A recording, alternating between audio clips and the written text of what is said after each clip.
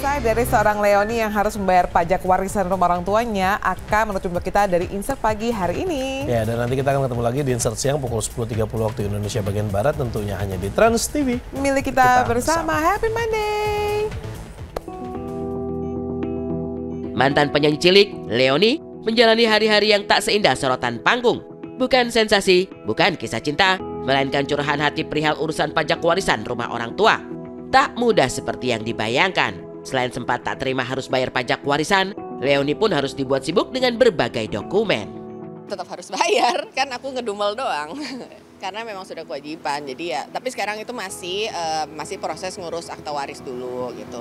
Jadi karena adikku di Jepang, jadi aku ini masih panjang lah gitu prosesnya. Jadi akta waris itu karena kan persyaratannya juga banyak ya gitu. Nah ini dokumen sih udah lengkap segala macam, tinggal nungguin adek aku ada waktu karena dia ada dokumen yang harus dilegalisir di KBRI Indonesia yang ada di sana gitu. Cuman karena beda kota jadi kan mesti ya nunggu lagi lah.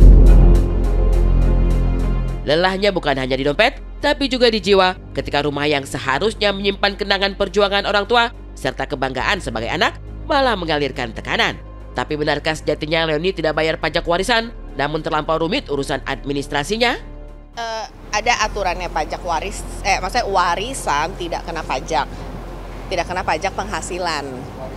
Ya, kalau diatur suratnya, ada tuh namanya SKB ya, ada persyaratannya. Itu ribet, tapi maksudnya bisa. Jadi warisan bisa tidak kena pajak penghasilan. Yang saya masalahkan pajak waris itu BPHTB. Kenapa disebutnya pajak waris? Karena rumah yang mau diurus itu karena bapak udah meninggal, jadi jatuhnya warisan. Walaupun gue tidak menganggap warisan karena itu rumah tinggal gitu ya. Ya udahlah gitu kan. Nah si BPHTB ini yang menurut aku tidak fair karena kan tidak ada transaksi jual beli di situ. Ya ini kan benar hanya rumah kayak ya lo tinggal di rumah yang sekarang atas nama orang tua lo, ya kan?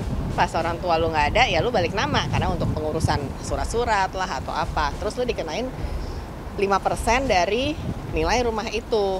Nilai rumah itu dari mana? Dilihatnya dari PBB, akan ada hitungannya tuh. Gua nggak ngerti lah hitungannya gimana gitu kan, terus ada pengurangan, ada pokoknya keluarlah angka itu setelah pengurangan.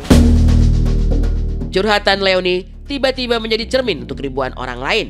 Kisahnya viral karena rasa sama yang menyenggol banyak hati yang nyatanya ikut merasakan hal yang sama seperti Leoni. Gue jadi kayak ini kantor layanan pengaduan pajak karena ke sosmed gue selain komen apa segala macam DM tuh banyak banget gitu sampai akhirnya gue bikin highlight lah gitu. Gue bikin highlight kalau misalnya suatu saat ada yang mau membantu atau apa gitu tuh ada tuh gue highlight tuh khusus karena banyak banget yang kita ini aja masih gue nggak bisa sortir semua karena memang banyak banget gitu. Menceritakan ada hal yang sama senasib kayak yang gue alami gitu, terus ada juga yang kasus-kasus lain yang masih urusan sama pajak gitu. Jadi gini, jadi yang sebenarnya bikin konten aku viral itu adalah karena semua orang yang sudah melakukan ini itu merasakan hal yang sama.